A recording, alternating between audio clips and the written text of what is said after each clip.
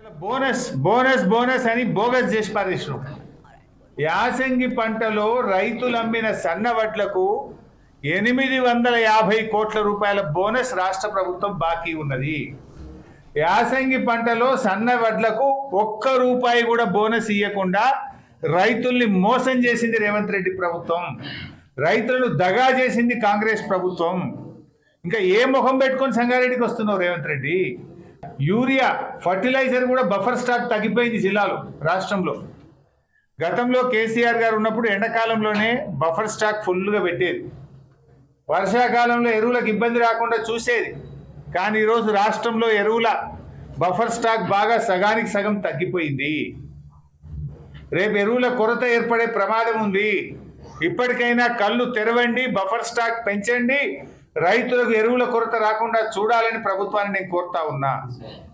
ఇవాళ ఇంకా 25% ధాన్యం కల్లాల్లోనే ఉంది. రాష్ట్ర వ్యాప్తంగా ఇవాళ కరీంనగర్ జిల్లా, వరంగల్ జిల్లా, మెదక్ జిల్లా, నల్గొండ జిల్లా విపరీతమైన వర్షాలు పడ్డాయి. ఎక్కడికక్కడ ధాన్యం కొట్టుకుపోతా ఉంది, ధాన్యం తడిసిపోయింది. కామారెడ్డి జిల్లాలో ధాన్యం మొలకెత్తుతా ఉంది. మెదక్ జిల్లాలో చాలా మంది రైతులు రోడ్ల మీద రాస్తారోకోలు చేస్తున్నారు. ఈ ప్రభుత్వానికి చీమ కుట్టినట్లేదు. మంత్రులు, అధికారులు దున్నపోతు మీద వానబడ్డట్టున్నది. మంత్రులు కల్లాలు పోతలేరు, అధికారులు తిరగడం లేదు, రైతులు ఏడుస్తూ ఉన్నారు. ప్రభుత్వాన్ని మేము కోరుతున్నాం, ఇంకా 2 రోజులు వర్షాలు ఉన్నాయంటున్నారు. నిన్న వర్షం పడ్డది, ఇవాళ వర్షం పడ్డది రాష్ట్ర వ్యాప్తంగా. తక్షణమే తడిసిన ధాన్యాన్ని కొనుగోలు చేయండి. కల్లాల్లో ఉన్నటువంటి ధాన్యాన్ని వెంటనే ఎత్తండి. ఇప్పటికే గన్ని బ్యాగుల్లో సంచుల్లో నింపిన వడ్లు తడిసిపోయినాయి.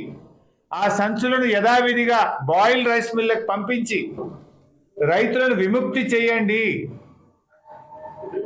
మొద్దు నిద్ర వీడండి. క్వింటాల్కు 5 నుంచి 10 కిలోల తరుగు అడుగుతా ఉన్నారు రైతుల్ని. నువ్వు పెద్ద పెద్ద మాటలు మాట్లాడినావు, తరుగు తీయమన్నావు.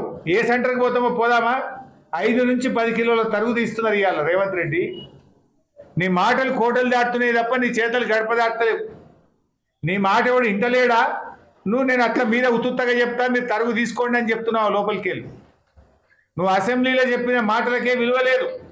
అసెంబ్లీలో చెప్పినావు తరుగు తీస్తలేమని. మరి ఎందుకు తరుగు తీస్తున్నారు? అధికారుల మీద యాక్షన్ తీసుకో. కలెక్టర్లను పంపి కల్లాల్లోకి, ఆర్డీఓలను, ఎంఆర్ఓలను కల్లాల్లో పెట్టి వెంటనే తడిసిన ధాన్యం కొనుగోలు చేయడానికి యుద్ధ ప్రాతిపదికన చర్యలు తీసుకోవాలని చెప్పి నేను ప్రభుత్వాన్ని డిమాండ్ చేస్తా ఉన్నా. బడ్జెట్లో చెప్పినారు, అసెంబ్లీలో బడ్జెట్ ప్రసంగంలో బట్టి విక్రమార్క చెప్పిండు పంటల బీమా పథకం ఈ సంవత్సరమే ప్రవేశపెడతామన్నారు. ఎప్పుడు పెడతారు? ఏడాది అర్థమైపోయి 18 నెలలు అయింది. పంటల బీమా పథకం అటకెక్కింది, పత్త లేకుండా వీకింది. రైతుల ప్రీమియం కూడా ప్రభుత్వమే కట్టదని చెప్పింది. ఏది రైతు ప్రీమియం కట్టలే, గవర్నమెంట్ ప్రీమియం కట్టలే. ఏ ప్రీమియం కట్టలే, రైతులకు పంటల బీమా పథకం రాలే, రైతులు ఇబ్బంది పడుతున్నారు. వడగళ్ల వాన, అకాల వర్షాలు పడి పండ్ల తోటలు, వరి పంట, అన్ని రకాల పంటలు దెబ్బతిన్నాయి. పోయిన సంవత్సరం డబ్బులు పెండింగ్లు ఉన్నాయి, ఈ సంవత్సరం డబ్బులు పెండింగ్లు ఉన్నాయి.